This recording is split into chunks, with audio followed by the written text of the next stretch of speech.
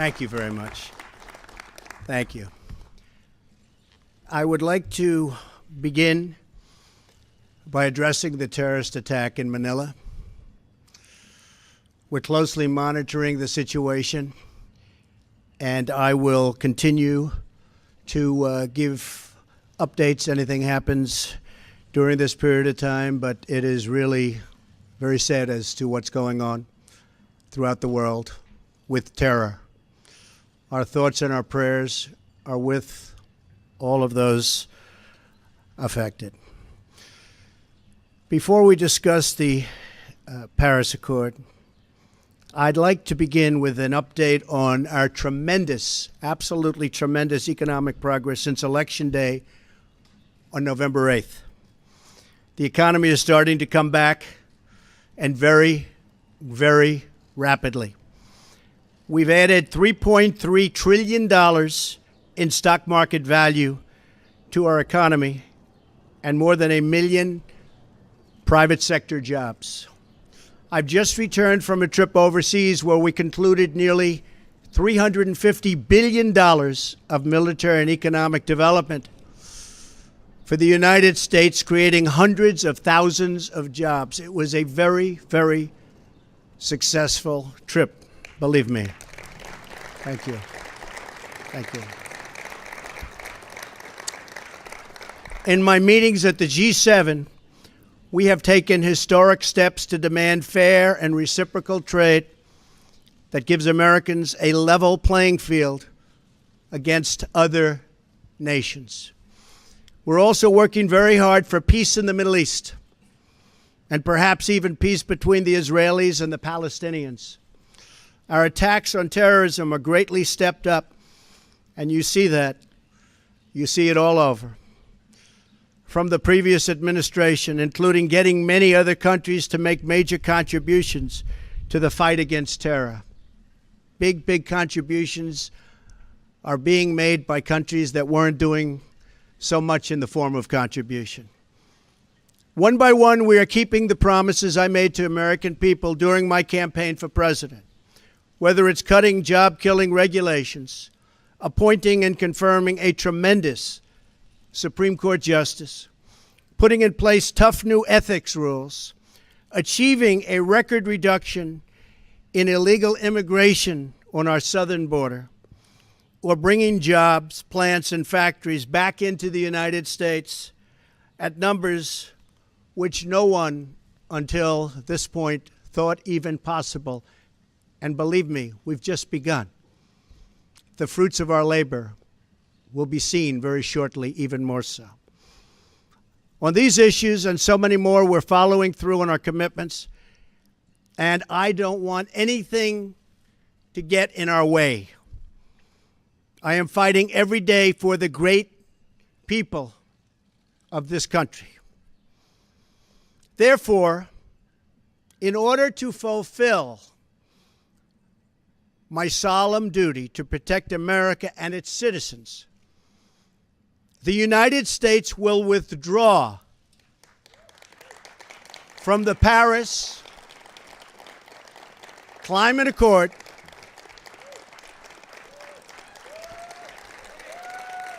Thank you.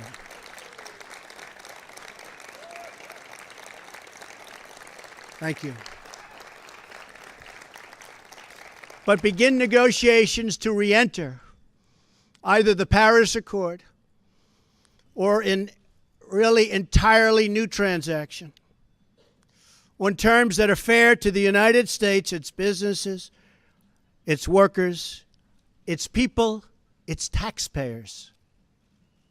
So we're getting out, but we will start to negotiate, and we will see if we can make a deal that's fair. And if we can, that's great. And if we can't, that's fine. As president, I can put no other consideration before the well-being of American citizens.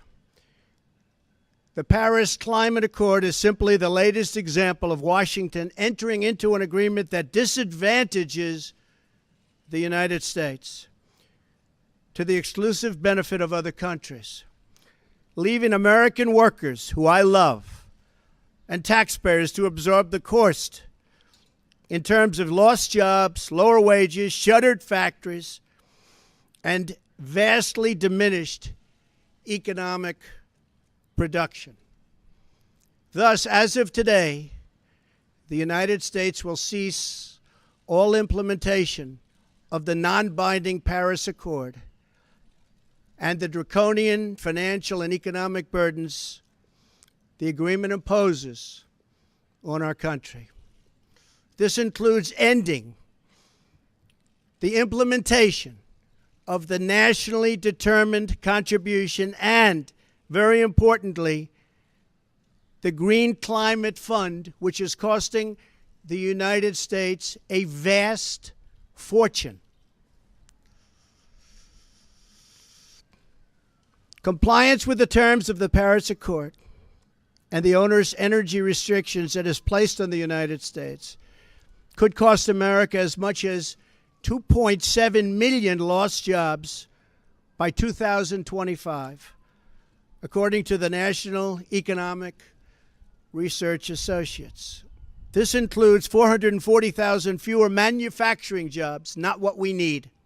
Believe me, this is not what we need, including automobile jobs and the further decimation of vital American industries on which countless communities rely. They rely for so much, and we would be giving them so little. According to the same study, by 2040, compliance with the commitments put into place by the previous administration would cut production for the following sectors: paper, down 12%. Cement, down 23%.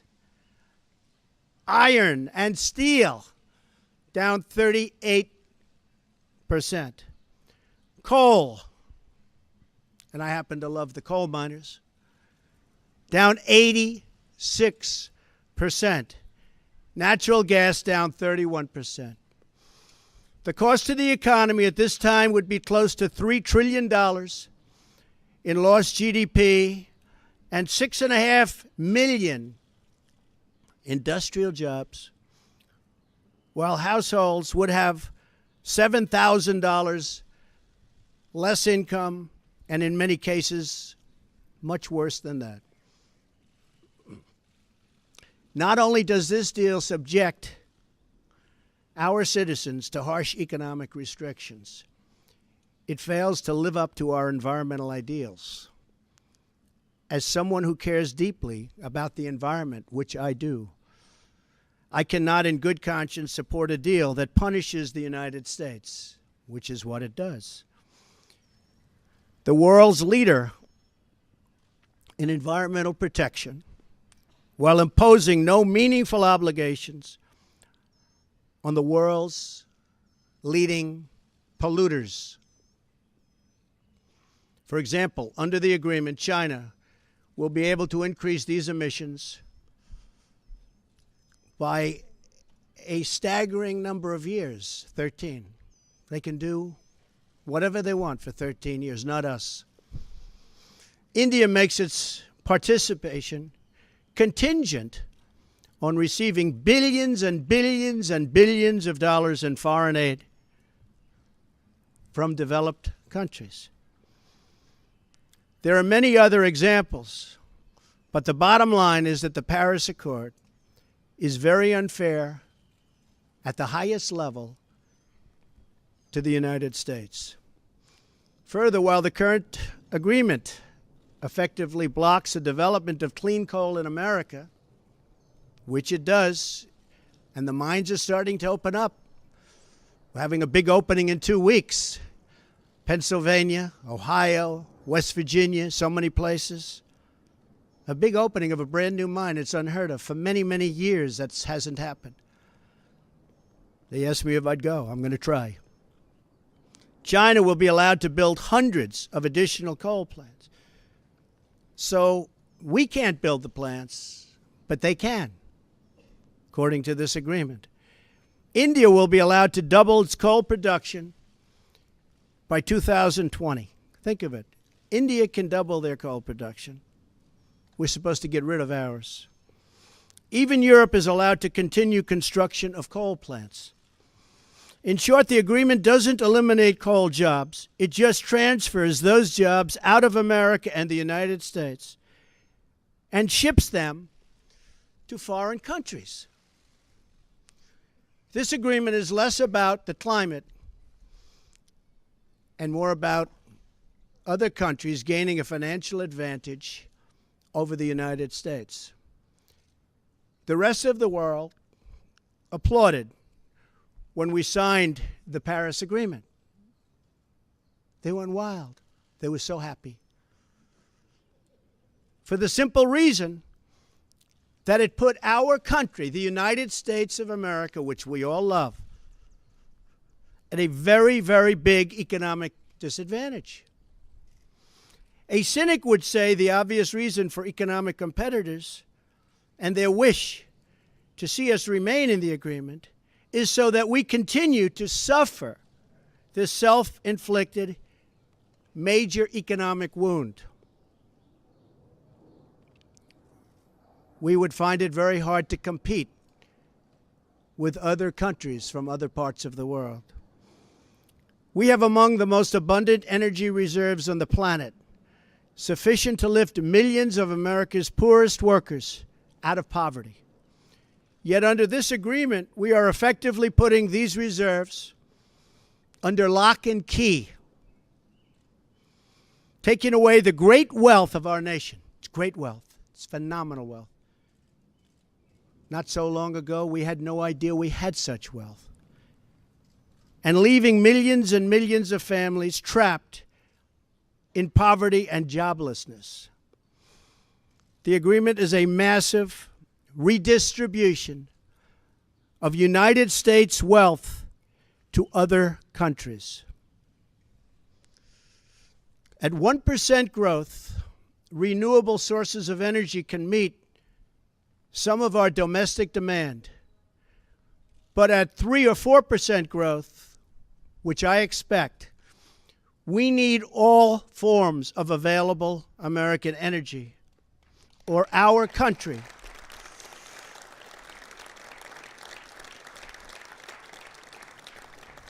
will be at grave risk of brownouts and blackouts. Our businesses will come to a halt in many cases, and the American family will suffer the consequences in the form of lost jobs and a very diminished quality of life.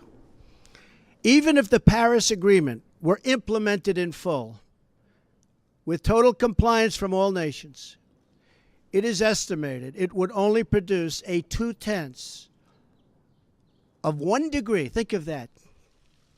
This much Celsius reduction in global temperature by the year 2100. Tiny, tiny amount. In fact, 14 days of carbon emissions from China alone would wipe out the gains from America, and this is an incredible statistic, would totally wipe out the gains from America's expected reductions in the year 2030. After we have had to spend billions and billions of dollars, lost jobs, closed factories, and suffered much higher energy costs for our businesses and for our homes. As the Wall Street Journal wrote this morning, the reality is that withdrawing is in America's economic interest and won't matter much to the climate. The United States under the Trump administration will continue to be the cleanest and most environmentally friendly country on earth. We'll be the cleanest. We're going to have the cleanest air. We're going to have the cleanest water. We will be environmentally friendly, but we're not going to put our businesses out of work. And we're not going to lose our jobs. We're going to grow. We're going to grow rapidly.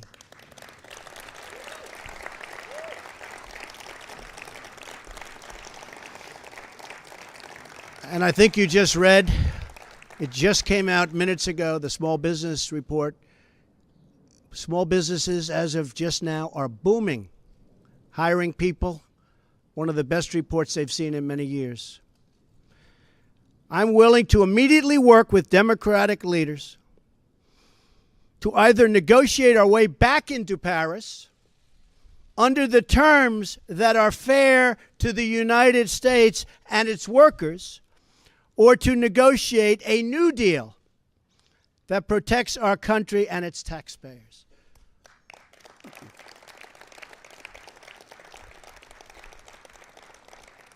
So if the obstructionists want to get together with me, let's make them non-obstructionists.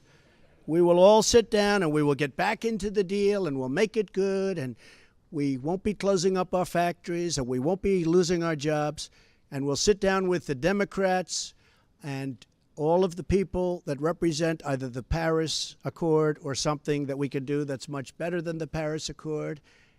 And I think the people of our country will be thrilled, and I think then the people of the world will be thrilled. But until we do that, we're out of the agreement. I will work to ensure that America remains the world's leader on environmental issues, but under a framework that is fair and where the burdens and responsibilities are equally shared among the many nations all around the world. No responsible leader can put the workers and the people of their country at this debilitating and tremendous disadvantage. The fact that the Paris deal hamstrings the United States while empowering some of the world's top polluting countries should dispel any doubt as to the real reason why foreign lobbyists wish to keep our magnificent country tied up and bound down by this agreement. It's to give their country an economic edge over the United States. That's not going to happen while I'm president. I'm sorry.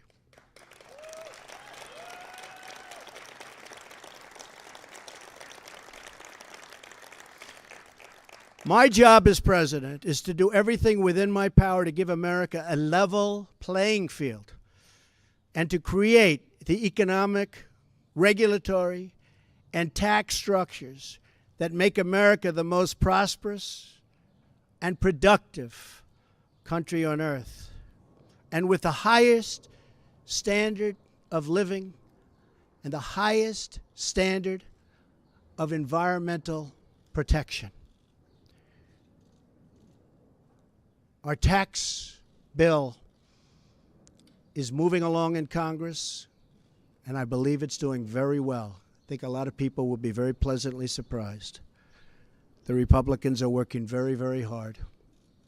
We'd love to have support from the Democrats, but we may have to go it alone, but it's going very well. The Paris Agreement handicaps the United States economy in order to win praise from the very foreign capitals and global activists that have long sought to gain wealth at our country's expense. They don't put America first. I do, and I always will.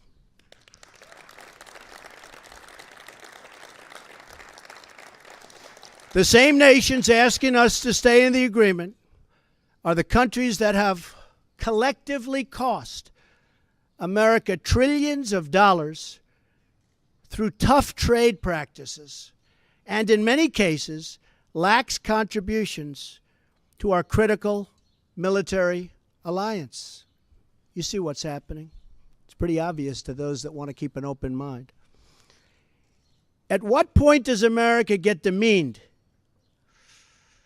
At what point do they start laughing at us as a country? We want fair treatment for its citizens, and we want fair treatment for our taxpayers. We don't want other leaders and other countries laughing at us anymore, and they won't be. They won't be. I was elected to represent the citizens of Pittsburgh, not Paris.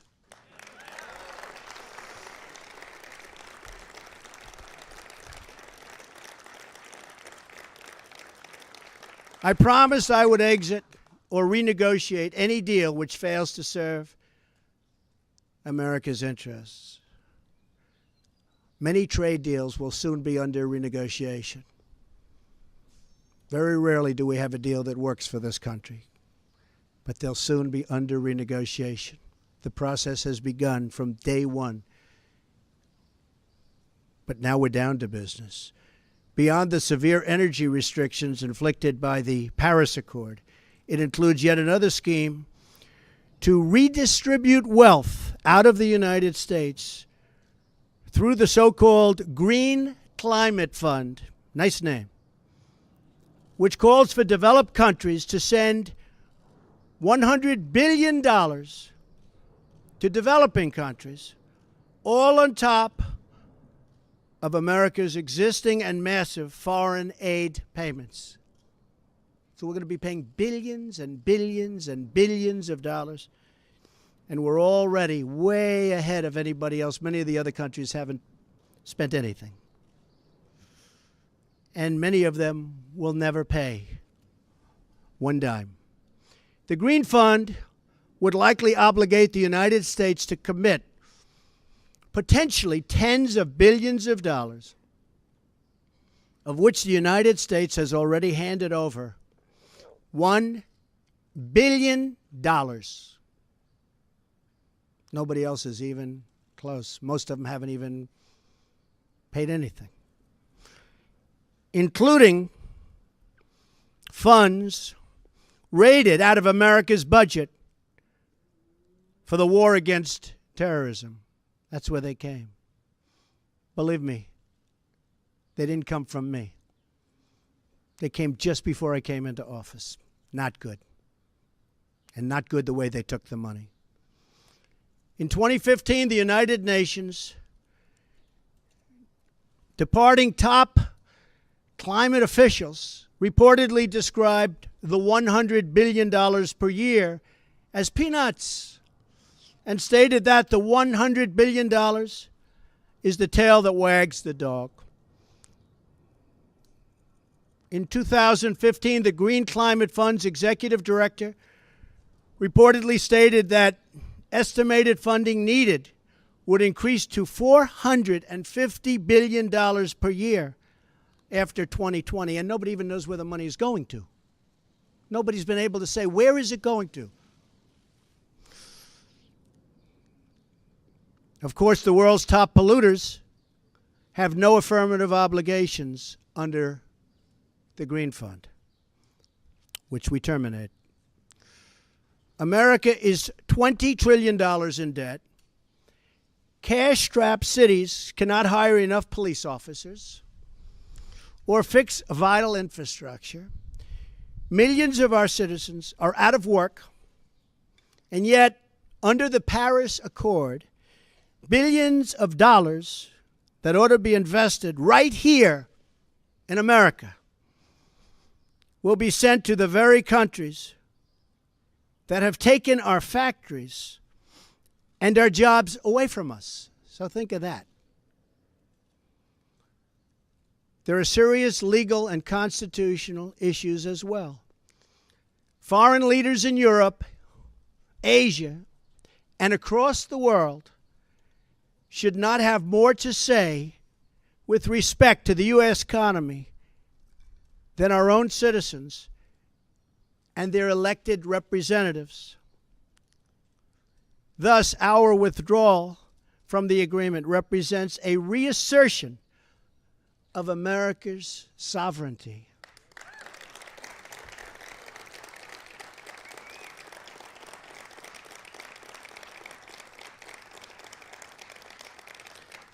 Our Constitution is unique among all nations of the world, and it is my highest obligation and greatest honor to protect it, and I will. Staying in the agreement could also pose serious obstacles for the United States as we begin the process of unlocking the restrictions on America's abundant energy reserves, which we have started very strongly. It would once have been unthinkable that an international agreement could prevent the United States from conducting its own domestic economic affairs. But this is the new reality we face if we do not leave the agreement or if we do not negotiate a far better deal. The risks grow as historically these agreements only tend to become more and more ambitious over time. In other words, the Paris framework is just a starting point, as bad as it is, not an end point. And exiting the agreement protects the United States from future intrusions on the United States' sovereignty and massive future legal liability. Believe me, we have massive legal liability if we stay in. As president, I have one obligation, and that obligation is to the American people. The Paris Accord would undermine our economy, hamstring our workers, weaken our sovereignty, impose unacceptable legal risk, and put us at a permanent disadvantage to the other countries of the world. It is time to exit the Paris Accord.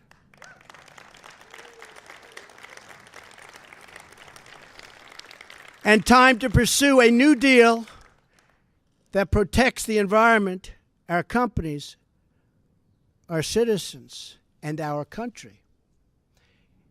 It is time to put Youngstown, Ohio, Detroit, Michigan, and Pittsburgh, Pennsylvania, along with many, many other locations within our great country, before Paris, France. It is time to make America great again. Thank you. Thank you. Thank you very much.